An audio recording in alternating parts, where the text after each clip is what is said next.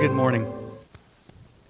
Don't you love hearing about stories of redemption, about amazing grace? I mean, we sing about it, we talk about it, we live it, but it's so easy to take it for granted. And so today we're going to start a 3-week series, and it's going to be a series entitled Testimony Treasures. Testimonies are simply recounting events of amazing grace displayed. That's what we want to do. You know, the church was birthed through testimony. On that day of Pentecost, when the Holy Spirit fell, what did the people that crossed that line of faith and became Christians say? They said, "We hear them declaring the mighty deeds of God in our own language." That's what a testimony is.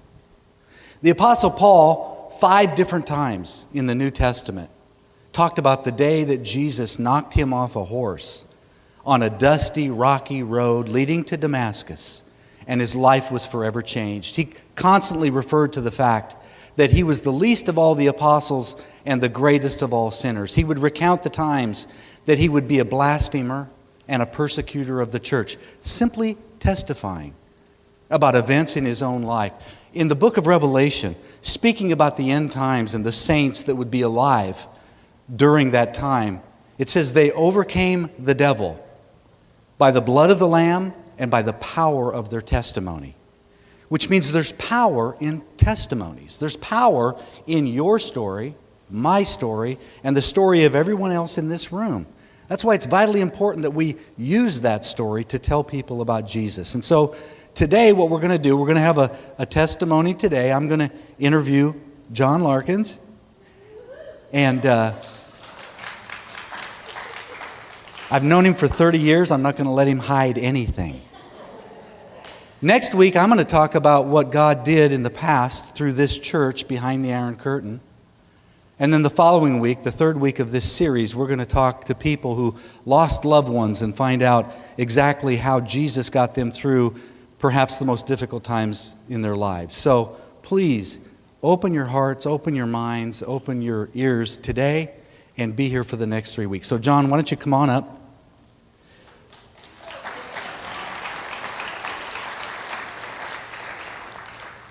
Like I said, we've been friends for 30 years, and so I know most of the answers to the questions I'm going to ask him, but I'm going to ask him like I don't, and he doesn't know what I'm going to ask him. But John, you know, we've all heard you sing about Amazing Grace. I guess today we get to hear you talk about Amazing Grace. So tell us a little bit about where and how you grew up. I was raised a poor black child.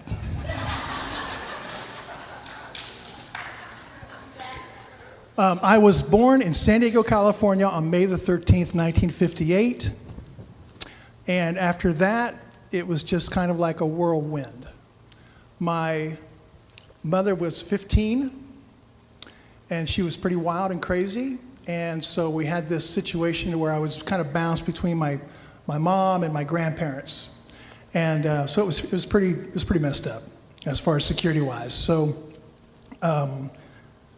fast forward to like 7 years old, and through that time, my mom had married a military guy, and he was pretty psycho. And so went through had a lot of like verbal abuse and physical abuse, and the stories I remember about my parents was just real violent.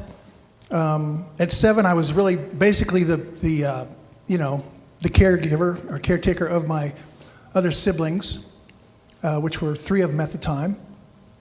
And my parents they were very physical. And so there were many times I can remember just my mom being like, kind of beat up, and, I got fast because I was always running for help, And after that, my mother, she had been, kind of like in and out of the institution, she had like have several breakdowns and stuff. And so she just wasn't a very stable person. So it just always put me in a position of having to run the house, take care of the house, take care of the children, take care of everything across the board. And then at about 7, they finally divorced. Thank you, Jesus. And Basically, I kind of just became my own guy after that a little bit. And my mother was always trying to reel me in, but you can't have children that they're your friends and your children at the same time. It has to be a separation. So that was kind of a little bit of what I grew up in. Tell us a little bit more, about what it was like growing up and being on your own. I remember many times you said you might as well have been raised by wolves. It's true. The absence of your mom, and we'll get to some of the later years in a minute. Okay. So what had happened is when my mom and stepdad finally divorced, we were in Ohio, and so she decided to move us out to Oklahoma City for a while. I was at 7, moved out there, and we always would live in just the seediest, bad part of town. And so after a year there, I had, just kind of like shoveling snow and living, kind of like carrying the load a little bit. And we were welfare children. We always lived on welfare. And I can't tell you how many times we'd have to go down to the welfare office and get food and, clothing and glasses. And it was just bad. And I remember my mom was like, okay, look, we have no food in the house. Either go steal some or go work for some or something, but we got to get some food in the house. And man, I was just like, well, I don't know what to do, So I found myself in, some pretty rough spots where I had to steal. I had to beg and borrow. To be put out on the street at that age, it's just really, really hard and rough, as I'm sure you can understand. But the biggest thing was just, what do I do? How do I do this? How do I make this happen? And somehow, just some things would change, and next thing you know, it happened. I don't even know. The Bible says that God calls the lonely into families, and that He also, when we don't have a dad, He is our dad. Well, for me, that was the complete truth of it. That is the honest truth. I can't even tell you how many times He was my dad. So then at about 8, we moved back to Ohio, but my mom decides that she's just going to get in a car and drive out there, and the car breaks down somewhere like in Illinois, I think, and so we had to have her friends come and pick us up. So they take us out there. Now we're living with her ex's parents, and they were, I thought, my family, these people, they invented the word psychopath. And they were old, and they were very strict, and they were very abusive, and we used to get physically abused, as beat, slapped, smacked. And I did not know that I was adopted. And so one day, I was sitting at the table, my grandmother says, well, my fake grandma, and she says, you're adopted. Well, nothing surprised me by this time because I'd already been through so many things. I was like, oh, okay, cool, and just went on. Now, while that was happening, my mom was living with the people that came and got us. And so we lived in Springfield, Ohio, and so they lived in a part of the city that was kind of nice. So my mom finally got us after about a year, and we moved into, oh, Jesus, help me, just a terrible part of town. Drugs, pimps, hoes, thieves. I mean, literally, seriously. The gang thing wasn't really big where I lived because everybody was dangerous. You know what I mean? They didn't have to have other people with them, But as it was, that's where my blackness came in.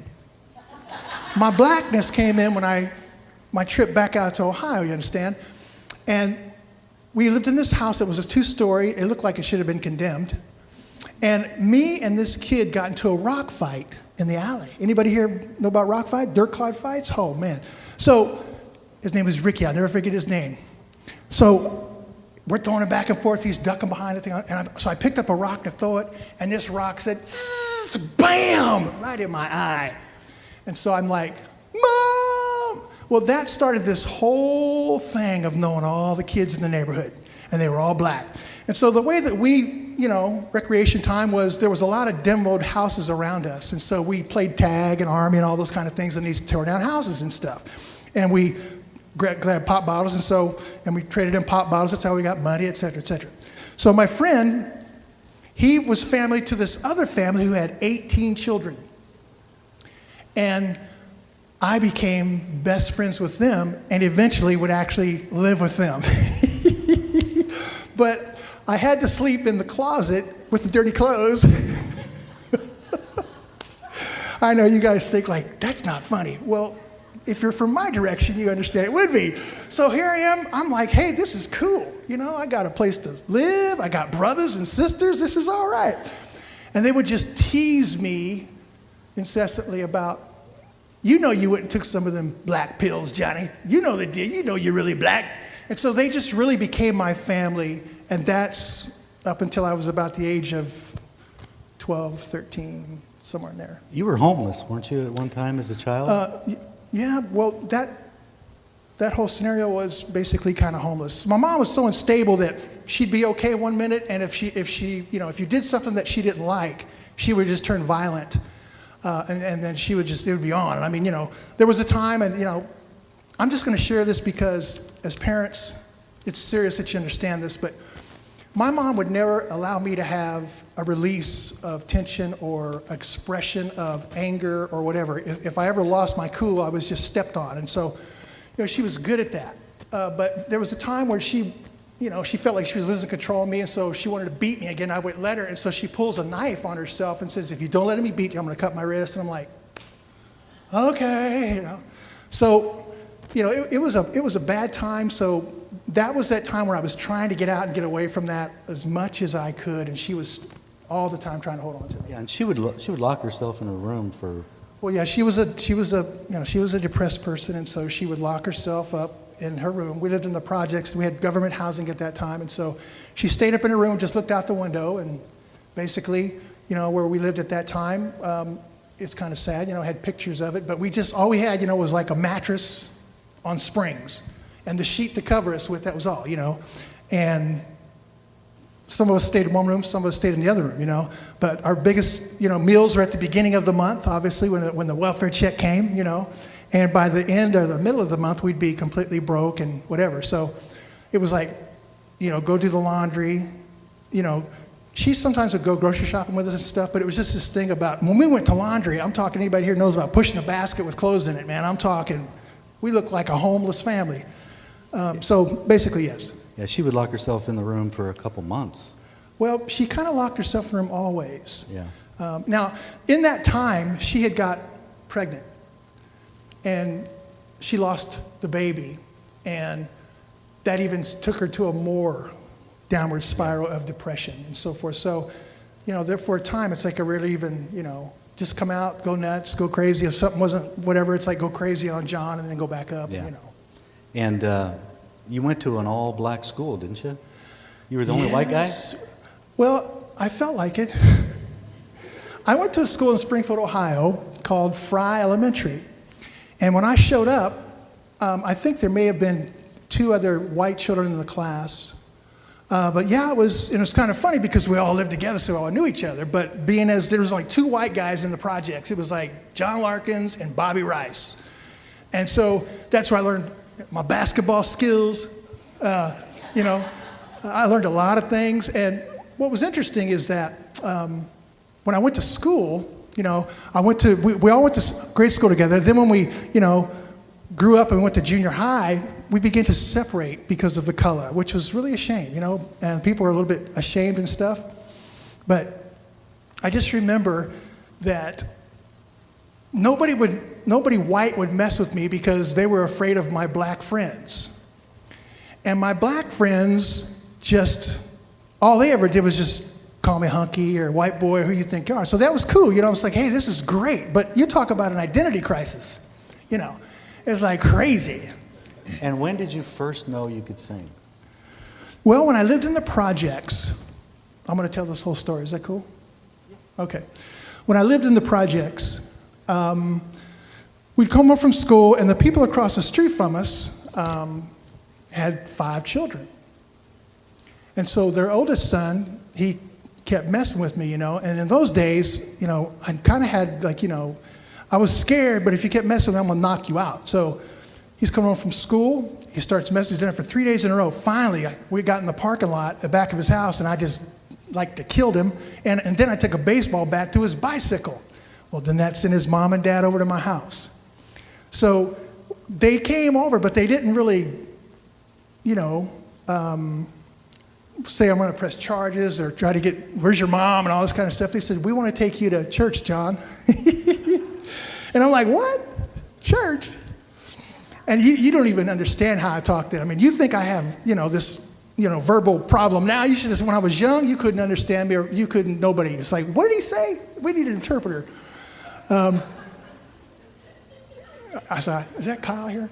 And so all of a sudden, it's like, next thing you know, I'm in the car with him, and we're going to this tent meeting. And this brother's preaching, and man, I don't know what happened, but when he gave an altar call, I'm talking just something came down and landed on me that just blew my mind. It just changed me. I was crying, I was emotional, I was broken, I was in love. It didn't matter about what happened, what went down. I could have been like, in a Nazi death camp, and it would have been cool because, man, this is awesome. Who is this dude? How did this happen? So they took me there for 3 nights in a row.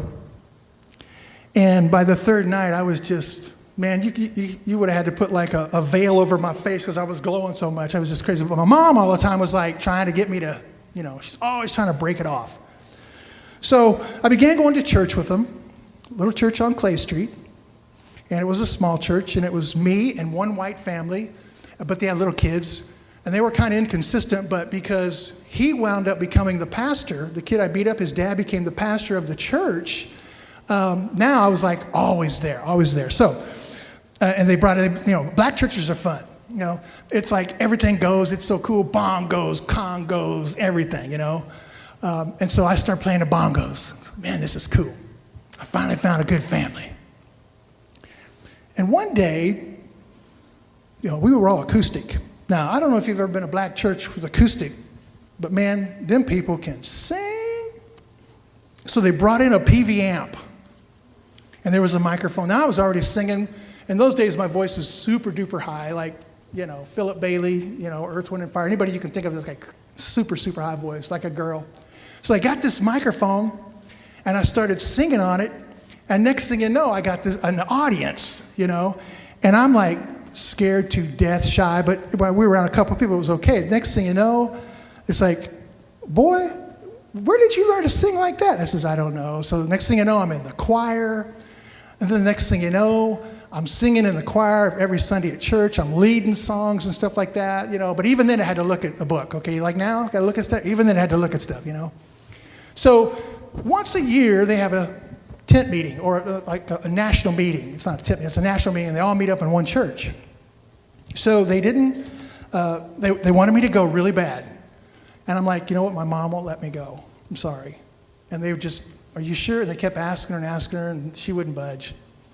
So the day of the event, they come over to my house at 4 a.m., they break into my house through the window, and they're yelling, Johnny, Johnny! And so I get up and go, what the heck is going on? And I don't know how they prayed or what they prayed, but the next thing you know, I was dressed and on that bus and on the way to Indiana to do this tent meeting, And then from then on, it was just, I was known as the white boy who can sing. And so I was like, oh, you mean that singer with the crooked teeth? Yeah, that's the one, yeah.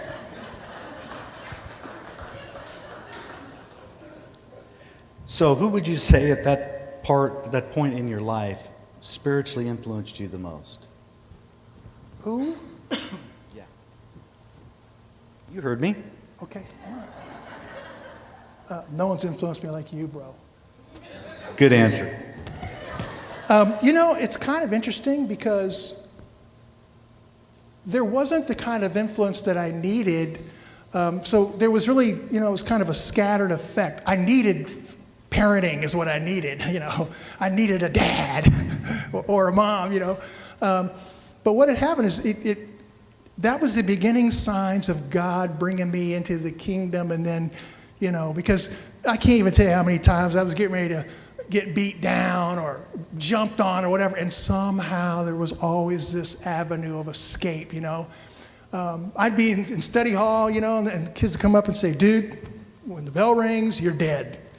And there's no way, I got every exit blocked, Now we're in like 7th or 8th grade here, and I'm like, man, that's bad news. And all of a sudden, out of nowhere, I get John Larkin's report to the counseling office, and I'm like, well, I'd rather be in that trouble than that trouble, There were times where, a carload of people would come by. They were going to jump out and just beat the living daylights out of me. And out of the alley, out of nowhere, comes my 15 family with the 18 children brother come out of the alley and say, "What's up, John?" And next thing you know, they just drove off. So my whole life with God has just been these close calls to get hurt, and my dad had my back. So describe the defining moment, that time, a little older as an adult, when you really got serious with God, where all bets were off. Okay. You were all in. Yeah, this is a very interesting time. Well, years went by. I stopped going to church, completely backslid, and was the worst street person, thug that you'd ever, could meet. I went in the Marine Corps, and I was living with my grandparents off and on, and so at 18 I finally went into the Marine Corps. And I got out, did my tour, and Wait. You were AWOL. Oh yeah, well, he's right. Yeah, what I had done is this. Now, this is like everybody has this thing of you need to break away from things, okay? And my thing was I needed to break away from my family, my what used to be what I would call home. So I went in the Marine Corps, went through boot camp. I was engaged to a black woman. We have a black son, and she lives in Ohio. And so she was out there, and so when I got through with my basic, I found out that she was pregnant. And then plus, I just needed to get out of here and go home. This place was just not happening. So next thing you know, I hitchhiked, I thumbed from California to Ohio, and I made it in 3 days, which is divine providence alone. So I was out of AWOL for at least 9 months, and then finally, through those 9 months, I saw she didn't want to have anything to do with me. Everybody hated me. I'm living in, filling station bathrooms and wrecked cars, and and in Ohio, it's not like California. It's cold out there. So, so finally, I just gave up, and I turned myself in, and I was bussed across the United States in handcuffs, like a criminal. And I wound up back on base. And, when you come back from AWOL, the only thing you have is what's in your pocket or the clothes on your back. So for about 3 months, it was pretty nasty. I just went into the wash rack and said, "All right, spray me down," So I went to the brig, got fined, took my rank, and had a court-martial. And they were going to boot me out on a bad conduct discharge, BCD. And I talked to the commanding officer, and I told him, "Look, you know what? My mind has changed. I see the error in my ways. I'm sorry. I'll make up my time. I'll be good. I'll do good. Let me stay." So they let me stay. So after 3 years and 9 months, this is another miracle. I was a bad guy. Oh man, I married a woman who was 28 and I was like 19 or 20. She had children that were old enough to be my, siblings. It was ugly. We were doing heroin and angel dust, and I shot Caneb and OD'd and almost died during this whole time. It's funny about drug addicts. It's like, as soon as she shot me, what made me not die is when I turned away, my wife said, "Shoot some of it out," to her, so she shot, I drew up 80 cc's. There were 50 in there. I shot it in my arm, and I went into an instant coma. So I wake up on the bathroom counter, and I'm like crying, and I'm like, "What's going on?" And all my friends in the house, I said, "Bro, we thought you died." And I said, "Well, why didn't you call the ambulance?" And they go, "Well, we didn't want you to get busted." And I'm like, "Hey, thanks, bro. Appreciate that." Really. So, finally I get out. I meet this lieutenant who's a Mustanger. He's a big old white boy. So he came up through the ranks and became a first lieutenant. He became my company commander in my platoon. I was a machine gunner, but I was really, really into the job. I wasn't into spit shine boots and all that, but man, you get me out of there and out in the field, I know how to kill and shoot. I want to kill something, shoot something, yeah, that's what I want to do. So he was with me. So about 3 weeks before I got out, we always take runs. Well, my whole life has been one of trying to fit in. So the uniform is red shorts and a white shirt. Well, I would wear cut-off green fatigues with raggedy and a long purple shirt, just looked like a complete homeless guy. Hair was right on the edge of being too long. But man, I would never, ever, stop trying to do my part with what we were doing. And so the last couple months I was in, we did this run, and when you run on Camp Pendleton up in the mountains, it's crazy. So we're running up, and I'm like second one up there. And when you're short, there's an attitude. When you're like that short, it's like, man, I'm walking. I don't care what goes on. Well, I was like the third or fourth one up there, and so he sits everybody down. He says, he's from Boston. He says, men, look at this guy. Who is this? Private Larkin. Because I was a private. I never got near rank because I was too bad. Now look how he's dressed. What's the uniform? I tell him. He says, do you see this though? He's 2 months short and he made it up here before any of you. That's attitude. That's what I'm after. That's what I want. So he takes me out after that. He's talking to me and says, what do you want to do with your life, John?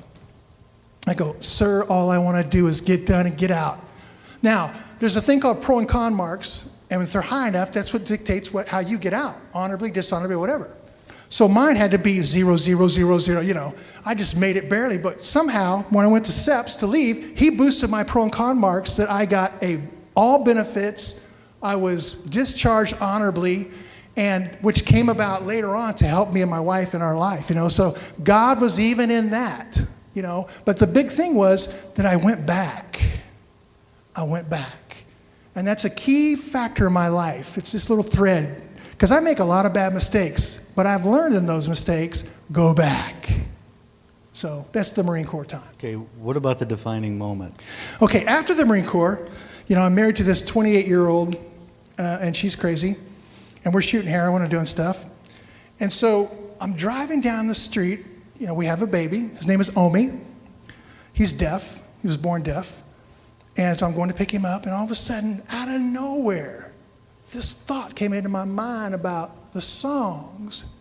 You may build skyscrapers big and tall. And I'm like, whoa, where's that, when? And my mind, and you're talking about somebody who was like completely amnesia, didn't even remember that, thinking about it was a million miles away from me. That was the beginning process of this. So now I'm driving down the street. Now I'm starting to think about when I was with the Lord and what happened and these songs and all that sort of thing. And I'm like, wow, that's interesting. That's pretty cool. So that's the beginning of what happened. Do you want me to continue? Just that moment. That's the moment. Driving down Bristol Avenue in Santa Ana, California. Bam! And how did things change from there on? What was different? They didn't. They kind of stayed the same. Was still bad, But it was through separating from my wife, and I went to work as a machinist, which I should have stayed with painting, but somehow I went to work in a machine shop. I met a young man who was in a band, and I used to walk around and sing, and he was amazed at the vocal range I had. Next thing you know, I'm at his house, and I'm doing, songs and so forth. His drummer's a backslidden Christian. We're talking to meet him, and so he's trying to get his walk back together, so we're all a bunch of smoking dope heads trying to get our walk back together, And in walks this freaky red-headed dude, Ross Mann, Jackie's brother.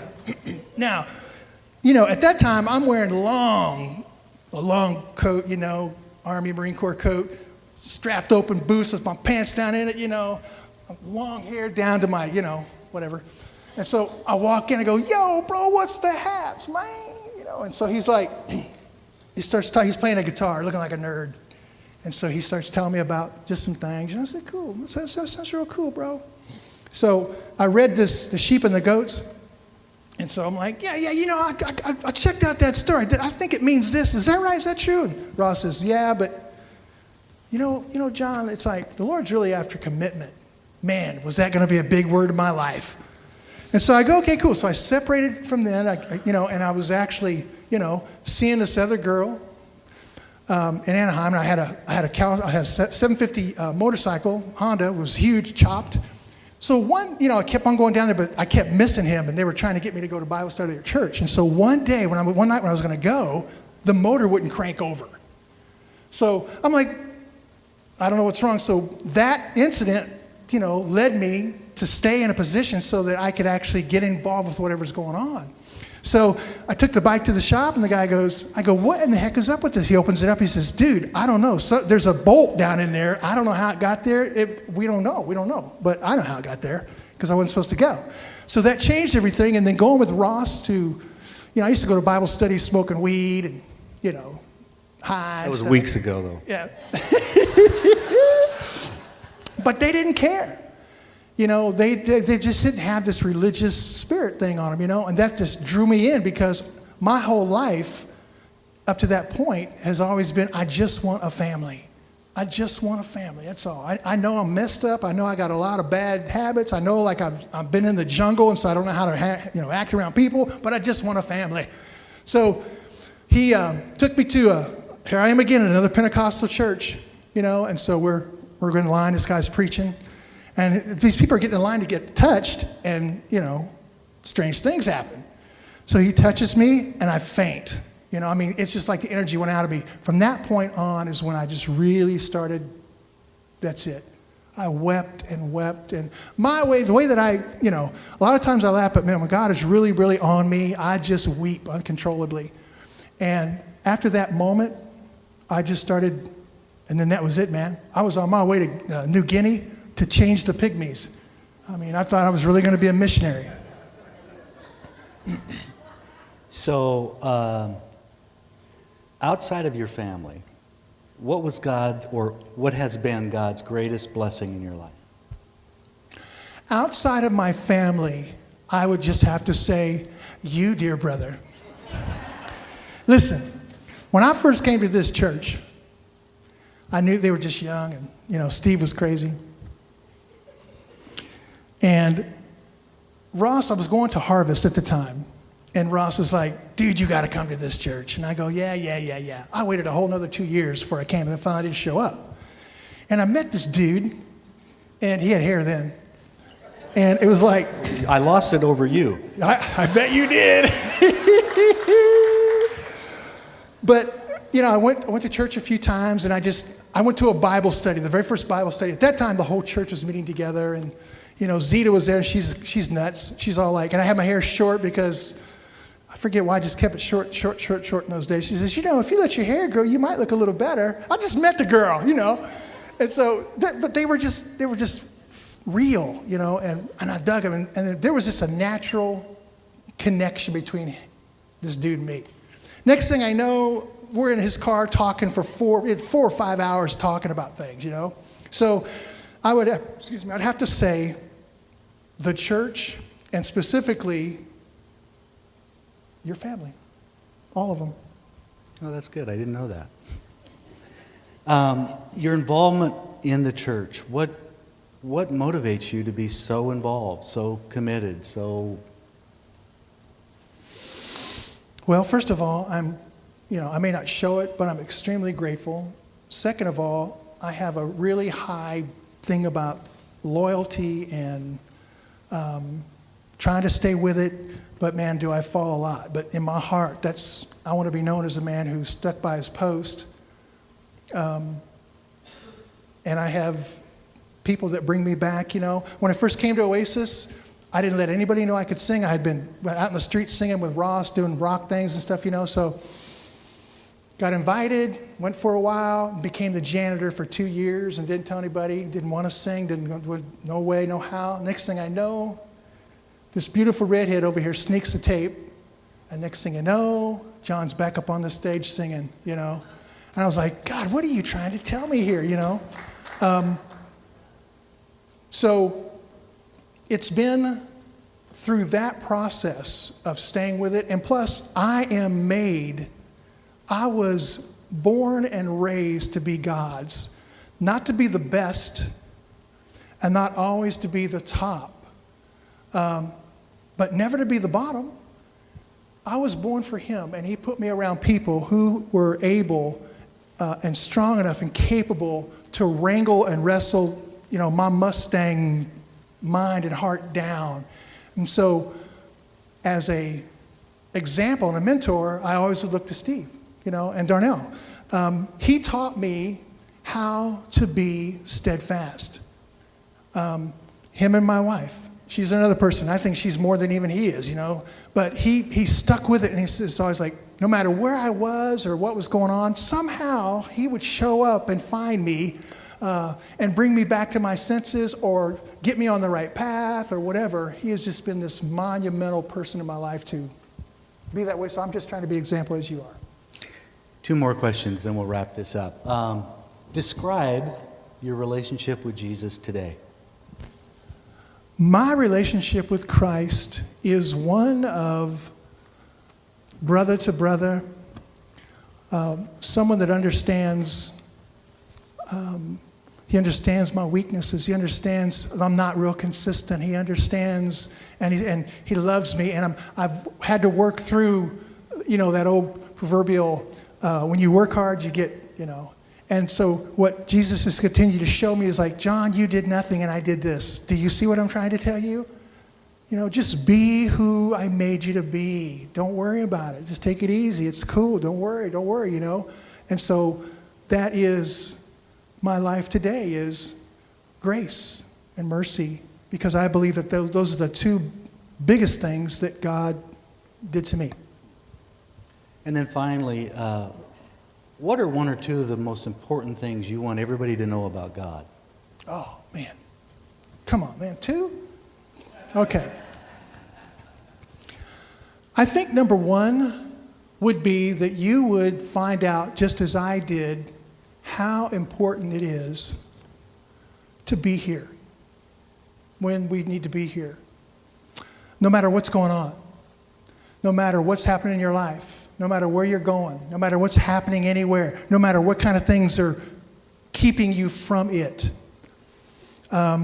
Because that's really where the worship is. See, when worship has bite, that is worship. When worship is easy, you need to question and think, now I'm not talking about works, but I'm talking, hey, what you do for God, it needs to have a little bit, it needs to, come on, it needs to cost us something, That's number 1. Number 2 is, you're needed here for each other. There's only so much that can be preached. There's so many crazy things I can say or do on stage. But God's ministry is in between his people and himself. And so many times he wants to do something, but if you're not here, you can't be used like that. You're not even thinking about it. It's like many times we have to be in a position, whatever to do, to say, to be, etc. And next thing you know, it's just crazy. It's just, we go nuts. We'll just go off the charts, So those are the 2 things. Be here, but understand to be here for each other, because you have purpose. I have purpose. Even if I wasn't up here singing, I would have purpose, because it doesn't, they had to beat me to get me up here, I didn't want to come up here. I didn't want to be this, didn't want to do this, no matter what. But God said, this is what I made you for, and you're not happy doing anything else, John. This is what you're going to do. Well, I would say that to you also. Yeah, I remember when John used to ride his bike from Moreno Valley to Grand Terrace just to clean the bathrooms Sunday mornings before church. Or he'd come home 100 miles, drive 100 miles to lead a Bible study from work, and then turn around and go back to work after the Bible study. So he's been an example to a lot of us too. John, again, this is all about God. God is the hero of every testimony. It doesn't matter how far we started away from him, how far he'll bring us. And so he's always the hero. He's always the star of every story, every life, every testimony. And it's important that we keep him in that position. So John, your testimony in your life is an exhibit of amazing grace. We've heard you talk about amazing grace. I think we ought to hear him sing about amazing grace. So I'm going to ask him to do that.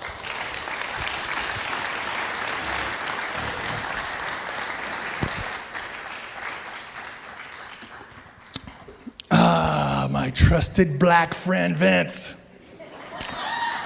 Man, listen. When the Lord let me have Vince, oh, Jesus, thank you. Takes a black man to know a black man.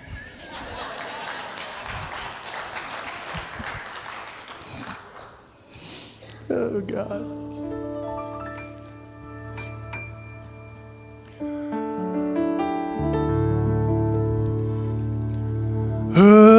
Amazing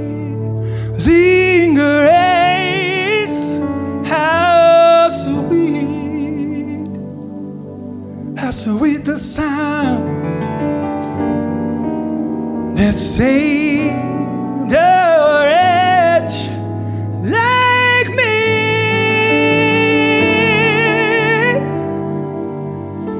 I once was so lost, but now I've been found. Was blind, but now, thank you, Lord, I see. 'Twas grace that taught my heart to fear, and grace my fears relieved. How precious did that grace appear the hour I first believed. Yes, the hour I first believed.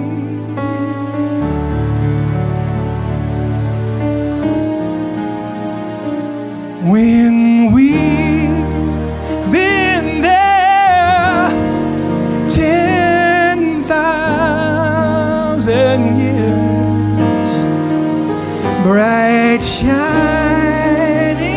as the sun,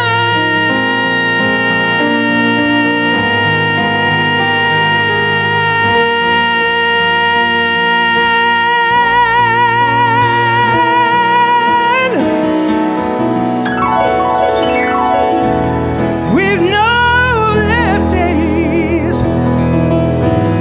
to sing God's praise than when we first begun.